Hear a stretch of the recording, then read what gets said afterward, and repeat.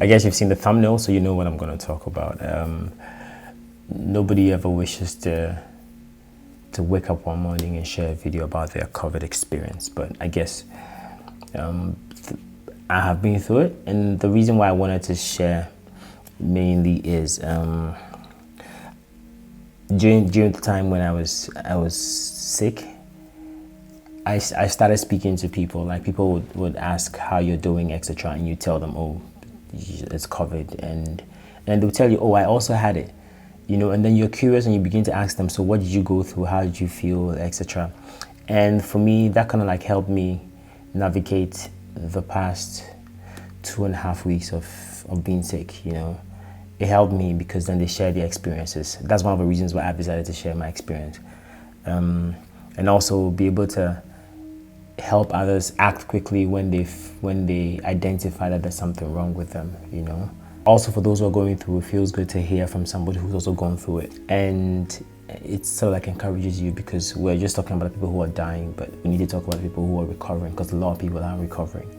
So mine started with I remember I was due to go on set in 2 days, so we're preparing for the shoot, and I started having these funny headaches. Like, it will pop up here, and then it will pop up here, and then it will pop up there, and then just funny little streaks of headaches. I thought it was, the Harmattan is just becoming intense, so I thought it was just that.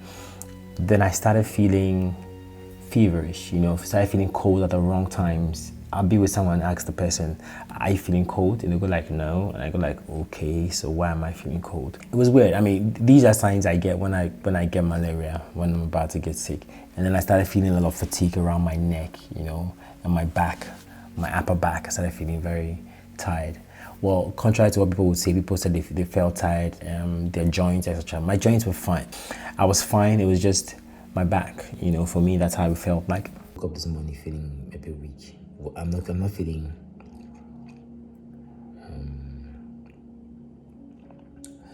pain in my joints or anything, but I just feel really weak. I'm supposed to go on sets today. I'm supposed to AD for a shoot today, but I couldn't make it, so I'm doing that remotely. So I decided to start on a malaria course, which is the obvious thing everybody wants to start. Like, oh, I feel sick with malaria, so make I just treat them, So that's what I started. I started with malaria.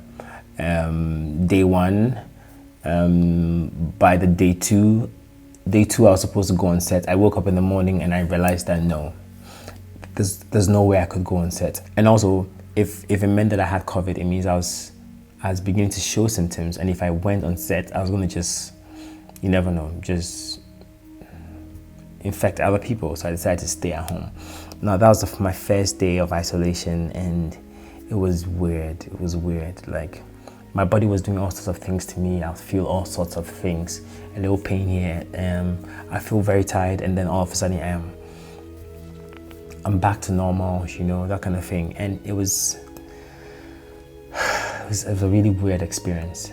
So at that point, I realized that no, I had to test and be sure that this wasn't malaria, because then I couldn't afford to treat malaria for 3-4 days and realize that, oh no, it wasn't malaria. And then you've wasted 2-3 days of your treatment for COVID, and this is not the same treatment. They're two different things. So then you may be getting worse for one whilst you're treating the first one. So I guess one of the first things is when you start having such symptoms, the best thing to do is just get a test. I think that's the best thing you can do, or speak to your doctor. Your doctor will advise what you should do, because at that moment you should be isolating, if you know what I mean. Driving on my way to do the test. Right now I'm not having headaches, but the back of my eyes are hurting. Like when light enters my eye. Yeah, that's what's happening now. My eyes are burning. So it's a simple throat swab, And I got my results like the next day, and I spoke to a doctor friend of mine who works at Comfort Noche. He's been so helpful, Dr. Bonney, and he asked me, you know what, you might as well just start the treatment, because the signs you're having,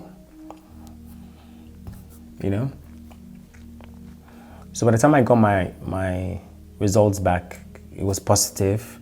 I'd started treatment already, and basically it was just It was vitamin C and zinc and azithromycin and painkillers for when I was feeling feverish, etc. So that's how I started treatment. And obviously I was in quarantine. I live alone, so it wasn't that difficult to pull off. I just shut my doors, locked my gate, and I knew I was going to be in here for the next 14 days. So I had to prepare myself mentally for it. You know, it's one thing when you're under lockdown and the president says don't go anywhere, and you know everybody else is in there. And it's another thing when you are sick and you have to be indoors and everybody else is outdoors. You know, psychologically it can mess up with you a bit. So yeah, I started having littles. So the headaches were persistent. I was still feeling feverish, and then the sore throat came through for like a day and a half, and then it vanished. And then for me, the most challenging thing was I lost appetite. I couldn't eat. Nothing seemed taste-worthy, you know. Everything seemed flat. I just lost my appetite. And there were other things I was drinking just to help me with the COVID, and that also sort of affected my appetite, and I could not eat, you know, it affected my taste buds. I remember there was one night I was going to sleep, and I think it was the third day. I was going to sleep, and I picked up some bread, put it in my mouth, and I couldn't taste it. So I was like, oh no, my taste is about to go. But the next morning I woke up and I could still taste stuff. So I thought, okay, fine, then that's intact. But then I couldn't smell anything because that night I went to sleep with a blocked nose. My nose was blocked. And when I woke up, I couldn't smell anything. It was weird, you know? It was weird because I was just about to launch a line of products that are based on fragrances, and there I was, and I couldn't smell anything. Yeah, the fever was persistent. You wake up in the morning, you're fine, and an hour later you start feeling cold, you know, and then you'd be fine like another hour, you know. It was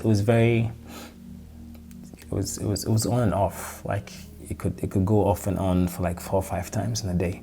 And you know, during the day, at least there's some heat around. So sometimes I would go outside and go and sit outside in my house and absorb some sunlight. And then just when you have enough and you're feeling better, then it's too much. Then you start having a headache, and then you have to go back inside, and then you start feeling cold. It was a weird experience, you know.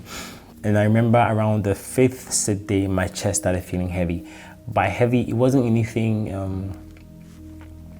I just felt like I could breathe, I could do everything normally, but I just felt like my chest was heavy.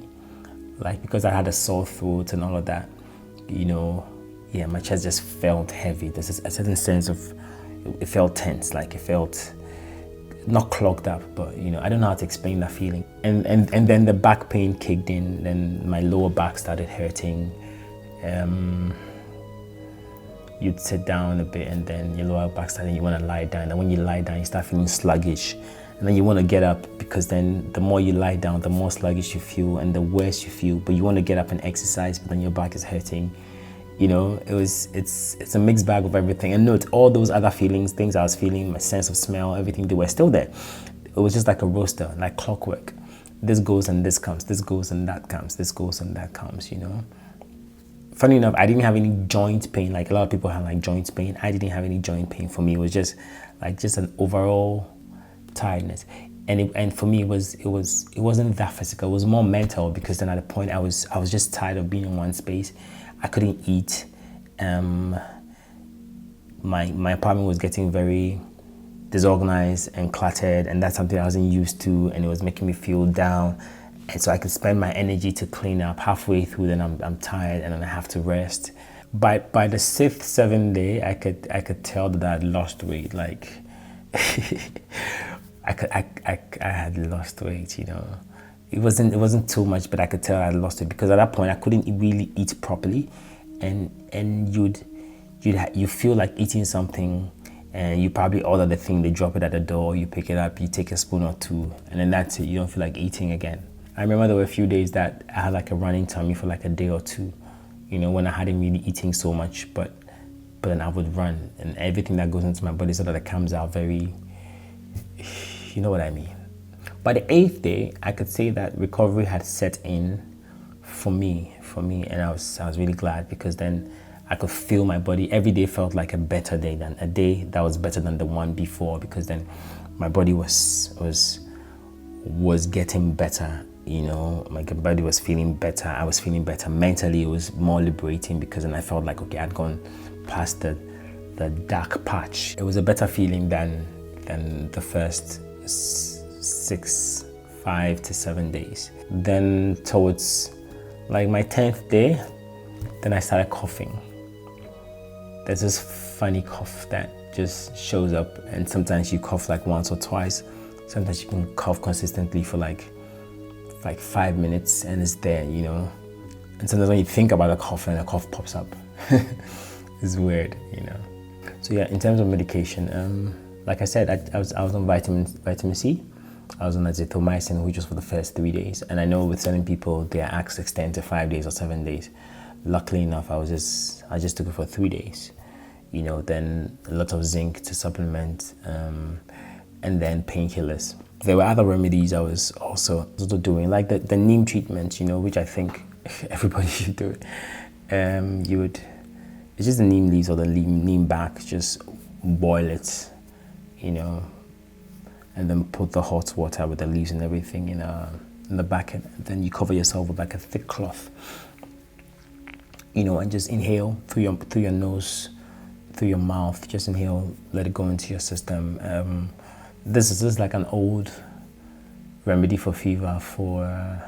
I mean, if you're in Ghana, I don't know about other parts of the world, but in Ghana, that's something that's a common thing that we do already. So that really helped me. And I guess the sweat also, the heat and the sweat also helped beat down the fever and made me feel better. And usually I'll take like a warm shower after that, you know, and then wear clothes, warm up. And then that also helped. I'll be sweating, but it helped me feel better. For once, sweating was a nice thing, yeah. And then there's the pineapple, cloves, lemon, ginger. You know, you cut it up, and you boil it, and then you literally like sieve it, possible, and then you drink it. And by pineapple, I'm not talking about just the inside. We're talking about the back. You know, that was a bit unpleasant, but it really helped because I could literally tell that it was helping me feel better. Warm showers were my thing. I mean, I was always taking warm showers. I never drank anything cold. I mean, and it helped. It helped trying to drink, like, so I'd make tea and put some honey in it and put some lemon in it, you know, and just sip it down, and it helped regulate my body temperature. You know, I was at a point where there's nobody who could do it for you. You had to do it yourself, you know, and you couldn't be soft or lazy about it. You had to do it because then that's what will make you feel better. Another thing that helped me was getting a lot of sunlight. I mean, early morning, say around 7, 8, I'd go out, sit outside in my porch and just get some sunlight. That really helped. And also exercise, walking around the compound. There were times when very late in the day, like around 8 p.m., 9 p.m. when there's nobody outside, I'll just walk around with a mask, obviously. But when I get to places where I realized there was nobody around for a long period, I would take off my mask so I could get in some fresh air, and that made me feel better. Breathing in and out also helped. I think the most important thing during this period for me was support from family and friends, like family calling you, checking on you, friends calling you, checking on you. You know, a few friends will call you and ask you what you need, and then some of them will come and literally deliver it to your doorstep, you know, without coming inside the house. And I think that was very, very important, because I think it also helped me mentally, because knowing that there are people who care about you, people who are thinking about you, you know, that also helped you also fight what your body was feeling, and having the faith that you're going to get better, I mean, by the day, you know, that also really, really helped. I just want to say thank you to all my friends and family who were there for me. You've been amazing. I think a very important part about this is also the mental state that you're in, because then for me, what happened was there are lots of things I enjoyed doing, like being on my PlayStation, watching a movie or two, being on YouTube, watching content from other people, painting, watching football. Everything got very flat for me, you know, and that's one of the things that I think I would have to, it will take me some time to like them again, because anytime I feel like, oh, I need to paint, it reminds me of when I was sick and I wanted to paint and I couldn't paint. It's something that you also need to work out mentally, and also stay mentally strong. If you're the kind of person that worries so much, then the least thing your body does to you, you're thinking, you're worrying, hey, is this isn't that? Because then you hear stories about people who go into ICU, etc. And here you are, you have the same thing, and you haven't been to ICU. You know, you are just at home and you're managing. And yeah, mentally it can be very challenging. But I feel like it's at that point that you need to be strong mentally and be able to psych yourself up onto healing. You know, it's just weird the way the days were super long and the nights were even longer. Like you would sleep so much and you wake up, you sleep at say 1:30 a.m. because it's difficult to sleep, and then you wake up and it's 2:15 a.m. and you're like, oh, now you have to brave through the night, because then your body starts doing things to you and you start feeling funny. You know, it's really crazy. It was really, really difficult. If there's anything I've really learned from this period, is the fact that life is very important and you need to live life. I mean, sometimes we live life thinking that we have like a million years, but no, you never know when you're gonna die, and you need to really live your life. You know, live your life, do what you need to do, like now. Don't postpone, don't procrastinate, just do it now, because I could have been dead. There are other people who are gone because of COVID. You know, they get infected and in 10 days they're gone. So yeah, life is very important. It's like the only thing we have. It's time to just stop worrying about things that are not important, you know, and just concentrate on the things that make you happy. Family, friends, the things that bring joy to your heart, and not just material things, you know. It also taught me that the importance of a good support system, having people around you who are not just around you because they have to be around you, but people who will check on you every day and be willing to do things for you. You don't need to have a million people around you. They could be 4 or 5 or 10, just people who, it's about quality, not quantity. People who are there for you, people who pray for you, people who pray with you, people who would check on you, people who would encourage you and push you, you know, because through a time like that, it's very difficult to just sink, you know. It's taught me to have a lot of faith, and it's taught me to appreciate the importance of grace, the grace we have that we abuse sometimes. You know, how important it is to have a good immune system. I mean, and do all the things that will boost your immune system. Good exercise, you know, staying fit, watching your diet, stop eating the useless things that you definitely know will harm your body, but you just want to have that momentary pleasure, you know, because through a time like this, that's when you realize that your body is really fighting something. You know, you can literally feel it in your body. So if you're not treating your body properly, then it means you're actually punishing your body just in case something should happen. I'm not saying you should. You will struggle. I just want to say life is short. Others didn't make it. I admit it. I'm grateful and I'm thankful. And we need to stay safe. We need to wear a mask. We need to sanitize. We need to wash our hands. It's better than being sick, trust me. And you can't be too careful. You can't be too familiar with the people around you, no matter who it is. Just wear your mask.